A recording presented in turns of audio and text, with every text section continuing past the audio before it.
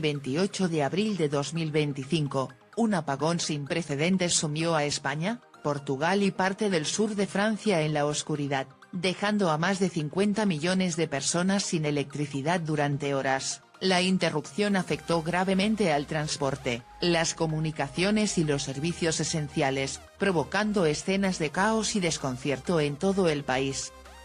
En este contexto, Natalia Palacios vivió una experiencia que refleja la angustia y la solidaridad que emergieron durante la crisis. El tren se paró súper suave.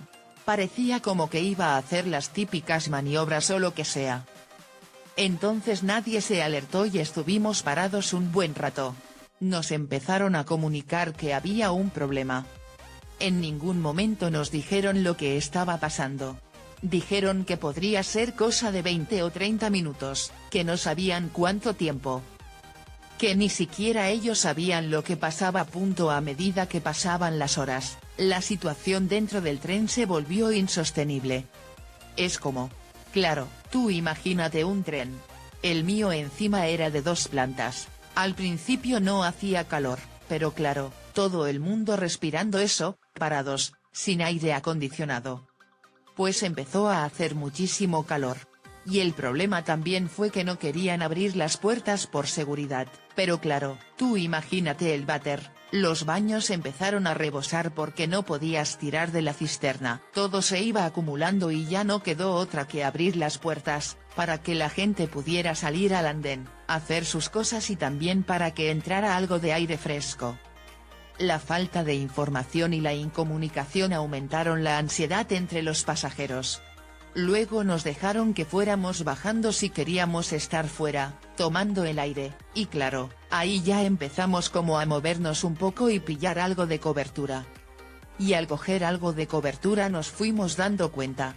Evidentemente, había un montón de gente que no tenía, pero se hizo como una pequeña sociedad, ¿sabes? Entonces nos íbamos informando los unos a los otros, y nos iban contando que había sido en más países. La solidaridad entre desconocidos se convirtió en un salvavidas. Bueno, pues gracias a una señora, divina, que saltó la verja, hizo autostop en 3 coches diferentes y llegó a un pueblo, se pudo alertar de lo que estaba pasando, de que estábamos allí solos, etcétera, etcétera. Entonces vino gente del pueblo. Vino un señor con su familia y con unos alicates o algo así, rompieron el hueco de la verja para que no tuviéramos que saltar. El problema es que toda persona que podía hacer ese camino andando hasta el hueco de la verja, bajar un pequeño terraplén, etc., era gente joven y que estaba bien. Las personas mayores o la gente enferma no podían hacer ese camino. Entonces los peores se estaban quedando en el tren, y eso ha sido una putada grande. La escasez de recursos básicos agravó la situación. El panorama en el tren era complicadillo porque el agua se estaba gastando. Ya te daban vasitos de agua, no les quedaban botellas, y había gente que tenía cáncer, había embarazadas, había niños pequeños, había diabéticos, había animales, hasta un hurón. Entonces era una situación un poco agobiante, sobre todo para estas personas. Yo eché a andar con otra chica joven que me encontré, que era conocida mía, y andando como unos 10 minutos. Bueno, aparte de que no solo estábamos nosotros, había un tren delante y otro detrás, imagínate la cantidad de gente que había en 3 trenes. La búsqueda de ayuda llevó a algunos a tomar decisiones arriesgadas, y al andar encontramos un hueco en la verja que no estaba ni con pinchos ni electrificada ni nada, era una verja normal. Entonces, empezó a saltar gente porque lo que había era un caminito de carretera. No era una carretera nacional ni nada, porque la teníamos a 6 kilómetros, que es bastante andando, pero desde ahí, empezó a irse gente andando a un pueblo cercano, a la salida de la nacional, para empezar a hacer autostop. La llegada de las autoridades trajo algo de alivio, pero no para todos. Ya al llegar la Guardia Civil, como que nos relajamos bastante, porque empezaron a traer botellas de agua, comida. El problema es que éramos muchísimas personas. Por ejemplo, yo y muchísima gente joven ni nos planteamos coger nada porque había gente muchísimo peor. pero es que no había comida para todos. Había gente peleándose por comida. A pesar de las adversidades, Natalia destaca la humanidad que emergió en medio del caos.